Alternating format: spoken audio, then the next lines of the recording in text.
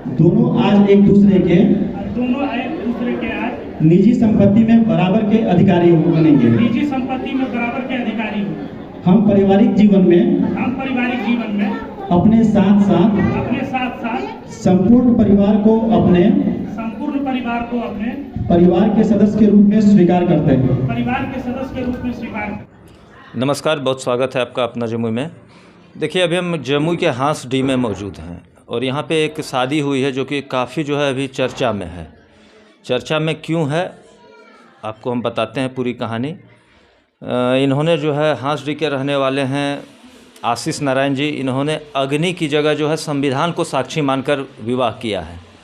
तो हमारे साथ मौजूद हैं, आइए जुड़ते हैं इनसे और जानते हैं कि आखिर अग्नि की जगह इन्होंने संविधान को साक्षी मान के क्यों शादी की है। स्वागत है आपका। आपका भी बहुत बहुत धन्यवाद जो आप इस न्यूज़ को कवर कर रहे हैं। अच्छा, तो ये बताइए, अभी काफ़ी चर्चा है आप लोगों की शादी की, क्या मामला क्या है पूरा, ये बताइए। जैसे मामला तो मैंने नेचुरली जो मेरा सोच था हम उसको किए, लेकिन ये चीज़ें समाज में एक अच्छा सकारात्मक रूप से लिया जा रहा है और खबर आप तक भी पहुंची, तो आप भी इस बात को लेकर के आए, इसके लिए दोबारा धन्यवाद देना चाहेंगे आपको। जो मीडिया के द्वारा और लोगों में जो ये चर्चा का विषय बना, और हम निमंत्रण भी बहुत सेलेक्टेड लोगों को ही दिए थे, केवल अपने परिवार के लोगों को, लेकिन वहाँ पे लोग काफ़ी अधिक पहुँच गए थे शादी में कि शादी होता कैसे देखने के लिए। तो चर्चा का मुख्य कारण ये था कि सभी लोग जो शादी विवाह करते हैं उनका एक ही चीज़ है कि शादी सभी पारंपरिक तरीके से करते हैं, जैसे उनके पूर्वज करते हुए आ रहे हैं उसी तरीके से करते हैं। तो मैंने इसलिए उस तरीके को अपनाया नहीं, क्योंकि वो जो शादियां हैं वो व्यवहारिकता में कहीं भी सत्य नहीं पाया जाता है।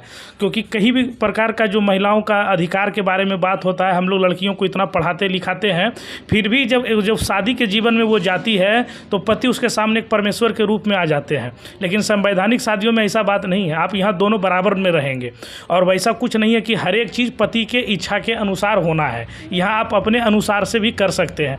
तो हम लोग महिलाओं के अधिकार के बारे में हमेशा परिचर्चा करते रहते हैं, चर्चा करते रहते हैं, उसके अधिकार के लिए जागरूकता में भाग लेते रहते हैं। तो जब मेरा शादी करने का निर्णय जब आया तो मैंने भी ये सोचा कि मैं जब इन सभी मुहिम को आगे बढ़ाने में लगे रहते हैं तो जिससे मेरा शादी होने जा रहा है तो हम उसके साथ भी न्याय करेंगे। हम उसके सामने परमेश्वर नहीं बन करके लाइफ पार्टनर वाला बात होगा, और जितना मेरा दाम्पत्य जीवन में अधिकार होगा उतना ही मेरी पत्नी का अधिकार होगा। तो इसको लेकर के मैंने संविधान का सहारा लिया। ठीक है, आपने संविधान का सहारा लिया। आज आपका वर वधू स्वागत समारोह भी है। अच्छा, तो ये हमारे दर्शकों को पहले ये बताइए कि आपकी शादी कब हुई है। मेरा शादी 28 नवंबर 2023 को महाराजा विवाह भवन TR नारायण स्कूल के बगल में वहाँ पे आयोजित हुई थी और वहीं पे संपन्न हुआ। 28 नवंबर को शादी हुई। अच्छा, ये बताइए कि आखिर ये मन में ख्याल कहाँ से आया कि अग्नि की जगह हम संविधान को जो है साक्षी मान लें। जैसे देखिए, मैं एजुकेशन सेक्टर से जुड़ा हुआ हूँ। मैं गवर्नमेंट ITI कॉलेज में पढ़ाता भी हूँ, राजनीतिक कार्यकर्ता हूँ, सामाजिक कार्य में भी जुड़े हुए रहता हूँ और बिजनेस में इन्वॉल्व हूँ मैं। तो मैंने पढ़ाई किया है BTech MTech, मास्टर डिग्री किया है अर्बन डेवलपमेंट में, मास्टर डिग्री किया है रूरल डेवलपमेंट में, मास्टर डिग्री किया है इन्वायरमेंटल साइंस में और एग्रीकल्चर में, और वुमेन एंड जेंडर स्टडीज़ में अभी मैं पढ़ ही रहा हूँ मास्टर डिग्री। तो ये मेरा शिक्षा क्षेत्र है और उसमें जो सामाजिक बुराई है उसके बारे में अध्ययन करते रहते हैं। अगर हम दो आदमी के बीच में अगर कभी डिस्प्यूट हो जाएगा तो अग्नि, वायु, जल, ये सब कोर्ट में गवाही देने के लिए नहीं जाएंगे। कोर्ट में गवाही देने जाते हैं समाज के लोग, भाई, रिश्तेदार। तो मैंने, और वो संविधान में अधिकार दिया गया है इन लोगों के गवाही का। कहीं पे पंडित जी का मंत्र या मौलवी जी का जो होता है फतमा और कलमा, वहाँ पर प्रोसिक्यूशन का प्रोसीजर नहीं, और वहाँ पर जिन जिन चीज़ों को गवाह बनाया जाता है वो एक इम्प्लीमेंटेशन में है ही नहीं, वो कोई मतलब का नहीं है। तो हम जैसे तर्क से शास्त्री व्यक्तियों का औचित्य बनता है ये अधिकार कि हम लोग उन सभी चीज़ों का अनुपालन करें जो व्यवहारिकता में है। ठीक है, तो वो तो समझ गए। तो आखिर इसका निर्णय जो है आपने खुद से ले लिया या अपने परिवार में पहले से चर्चा करके?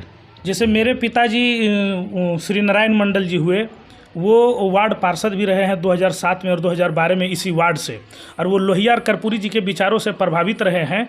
तो हम लोगों को भी उस तरह से ज्ञान देते रहे। तो मैंने भी अपने जीवन में इस एजुकेशन क्षेत्र में कार्ल मार्क्स को पढ़ा, भगत सिंह को पढ़ा, लेनिन को पढ़ा, सन्यात सेन को पढ़ा, जितने भी फिलोसफर्स हुए हैं, कर्पूरी ठाकुर हो या डॉक्टर अम्बेडकर हो, पेरियार हो, संत खड़गे हो, रैदास हो, कबीर हो, इन सभी के सिद्धांतों को मैंने पढ़ा। तो मुझे लगा कि समानता ही सर्वोपरि है। समता, समानता और समता मूलक समाज समाज की स्थापना ही ध्येय होना चाहिए हर एक इंसान का, कोई ऊंच नीच भेदभाव नहीं होना चाहिए। ठीक है, शादी को समारोह के रूप में सभी लोग आयोजित करते हैं और मध्यम वर्गीय जगह जमीन बेच करके भूमिहीन हो जाते हैं, कर्ज के दलदल में फंस जाते हैं, लेकिन कोई उनको साथ देने के लिए नहीं आता है। वैवाहिक जीवन दो व्यक्तियों का कॉन्ट्रैक्ट है, लोग इसे सहर्ष स्वीकार कर ले और आराम तरीके से जीवन को जिए, धर्म पाखंडवाद और फिजूल खर्ची से बचे। तो चलिए, ये आशीष जी थे, अपनी राय रख रहे थे। हालांकि इनकी पत्नी भी जुड़ रही हैं हमारे साथ। स्वागत है आपका। अच्छा, ये बताइए कि अग्नि की जगह ये संविधान को माने, कुछ अटपटा नहीं लग रहा आपको? हाँ, मुझे पहले अटपटा लगा था, मैं एग्री नहीं की थी इनकी बातों पे, तो इन्होंने मुझे बताया, इन्होंने मुझे समझाया और तब मुझे इनकी सारी बातों को समझ में आया। फिर मैंने भी एग्री की इस बातों को कि संविधान से शादी मैं भी राजी हूँ, इसीलिए इसकी शादी हुई है। ऐसा कमी नहीं खलेगा कि शादी में 7 फेरा होता है, बरमाला होता है और भी बहुत सारा कार्यक्रम होता है, जो कि लोग बाद में आपस में या अपनी सहेलियों में चर्चा करते हैं कि मेरे शादी में ऐसे हुआ वैसे हुआ, तो आप क्या बताएंगे? हाँ, मैं बताऊंगी। मेरी संविधान से शादी हुई है और ये 7 फेरे, ये अग्नि पे वो सब तो एक ये हो गया, शो हो गया। मुझे इनके साथ रहना है, तो ये सब का बात का कोई मतलब नहीं है। मैं इनके साथ वैसे खुश हूँ जैसे रहना चाहिए, मतलब दो लोगों को साथ में। हमारे साथ जुड़ रहे हैं आशीष जी के पिताजी हैं नारायण मंडल जी, स्वागत है आपका। अच्छा, ये बताइए, आपके लड़के जो हैं अग्नि की जगह जो है संविधान को साक्षी मान के शादी कर लिए हैं, क्या लगता है?